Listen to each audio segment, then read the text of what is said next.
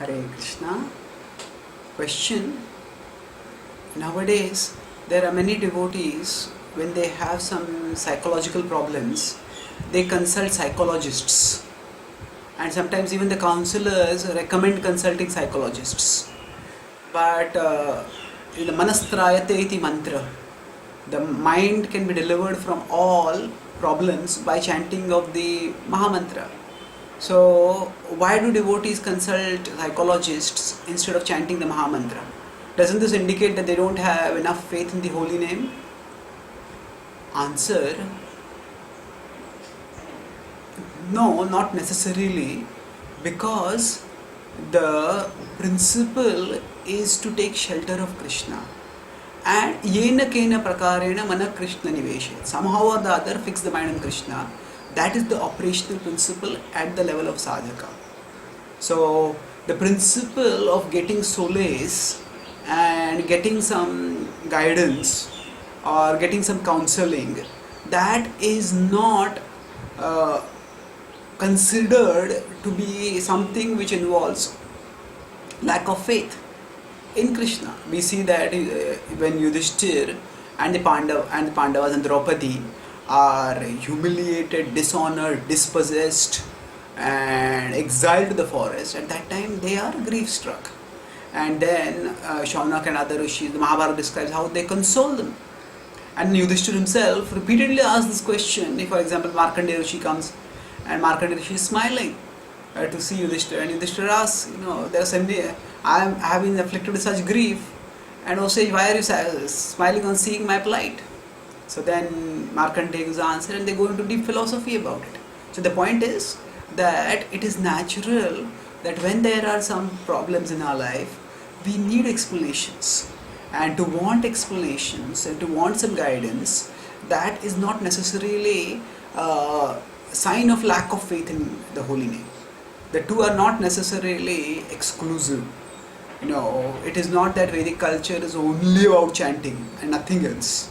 No, there are 9 limbs of devotional service, and Bhakti Yoga is one aspect of life.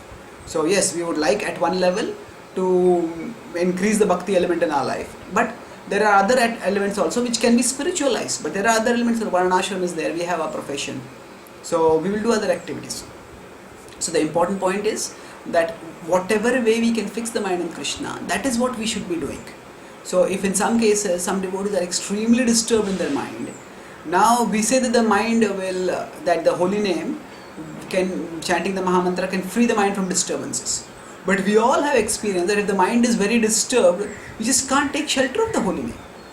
We try to chant, but the mind doesn't focus on the holy name, and then mind continues thinking of other things, and they is thinking of its worries, its anxieties, its tensions, and often if we are dwelling on that more and more and more, then during our chanting, externally we are chanting, but internally we are actually making our situation worse. So at that time, getting some solace, some emotional support, some guidance, some other way to get the mind off those negative thoughts is required. So we have to understand that scriptural truth is ultimate. That yes, going to some psychologist is not going to free the mind of, say, lust, anger, greed, envy, pride, illusion. That sort of purification takes time. That sort of purification can be done only by the holy name, by the remembrance of Krishna primarily. But during that time, while the remembrance of Krishna is taking its work, we may need some other support systems. So, just as we don't say that, yes, we could, the philosophy should not be misinterpreted to unnecessarily reject or trash everything material. We can argue that actually everything that happens to us is destined. So even if we fall sick, then that's destiny. So why should we take medicine? Well, yes, our falling sick is destiny, but along with destiny there is duty, and one duty is that we have to take care of our body. So we have to take medicine. That's a part of our duty, and that's why the system of Ayurveda is there. If we say there's no need to take medicine, then why would one of the Vedangas, one of the six six subordinate limbs of the Vedic literature, supplementary Vedic literature, six limbs of the Vedic wisdom be all about taking care of the body. So because that's also our duty. Because just as we take care of the body, we have to take care of our mind also. Now, there are specialist fields which can help. So just as sometimes devotees may consult astrology, although we could say that if somebody has absolute faith in Krishna, there is no need to consult astrology. But we don't have to give anybody a guilt trip, send anybody on a guilt trip just because they don't have absolute faith in Krishna. If they feel the need to consult astrology, they can consult. It's not that we have to make a faith issue out of that. We are in a broken world. Kali Yuga is a very dreadful place, and we have to keep practicing bhakti in whatever way we can. So now regarding psychologists, the ideal situation would be that if there is a devotee psychologist, either some psychologist becomes a devotee, or some devotees take psychology as a field of elective, and then they study, and then they become accredited psychologists, healers, psychotherapists or whatever. And actually if the area of the mind is somewhere where we do have a lot of valuable things to say, not just chant Hare Krishna, but actually there is a whole philosophy, 3 modes are there, the whole concept of the mind is very lucidly explained in the Vedic literature. So we have a lot to add to the field of psychology.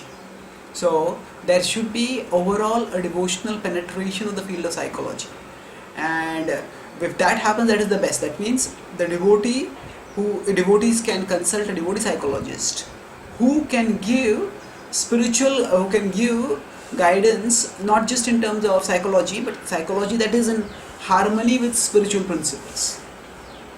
So apart from that, so if there are devotee psychologists like that, then one can consult. It's best if one can go to them. But if there are no devotee psychologists like that, then one can consult a psychologist who understands and respects our devotional principles and gives us guidance in accordance with those principles. Now some psychologists may be very dismissive, but increasingly now there is spiritual sensitivity coming up in the medical profession also. So for example, when treatments are to be given, many doctors are sensitive. A particular patient is vegetarian, then they are sensitive to that, and that's a part of the upcoming ethos. So there are psychologists also who are sensitive to the beliefs and faith of the particular clients, and they will give guidance accordingly. So now, yes, we are living in a fragmented, alienated, isolated culture. Even if we live in cities, even if we are practicing devotees, still we are living in cities, and often cities, there are millions of people sometimes in cities, and one just feels so lonely and insignificant. And our relationships also may not be ideal with devotees also, what to speak of others. So we may not get the shelter, and if some devotees feel the need to consult psychologists, and if it benefits them, then there is no need to stop that. So we understand that this is the mind is material, and material things sometimes need material solutions. Now there is a spiritual solution in terms of the mind getting purified of everything anartha. That will happen through the contact or remembrance of Krishna. But at a material level, if some material solutions are required and somebody consults them for a material solution, then that is not wrong. So what should be taken care of is that one should not, there is some fad that people consult psychologists, therapists, just for having someone to talk to. Because people are so lonely and nobody seems to understand or hear, they just need someone to talk to. Now that should not happen. Devotees should have adequately sound, good relationship so that the heart-to-heart sharing can be there. But beyond that, if somebody has some deep problems, then consulting a psychologist is not wrong in principle. In practice, one has to be careful so that one doesn't go to the extreme of thinking that psychologists will solve all my problems. So one extreme is to think that psychologists will also solve all problems and then give up Krishna consciousness because one thinks psychology is the way to happiness. The other extreme is to think that because I am a devotee, there is no need for anything else at all. Yes, it may not be necessary for me, but we are all individuals and one size fit all doesn't work. So if some devotees feel the need for psychological guidance, then we don't have to make it a faith issue and block them. Let them understand that this is we should understand, and we should also help them to understand that this is a material problem and we may take a material solution for that, but not let it divert us from our main practice of Krishna consciousness. So we take it as a temporary stopgap material solution to pacify our mind, by which we can practice Krishna consciousness. Just as when our mind is very agitated, we may take help from yoga. We just do some deep breathing, and deep breathing can calm the mind, and then we can chant. So similarly, now this is of course a very simple thing, but sometimes some problems may need some things which psychologists can offer.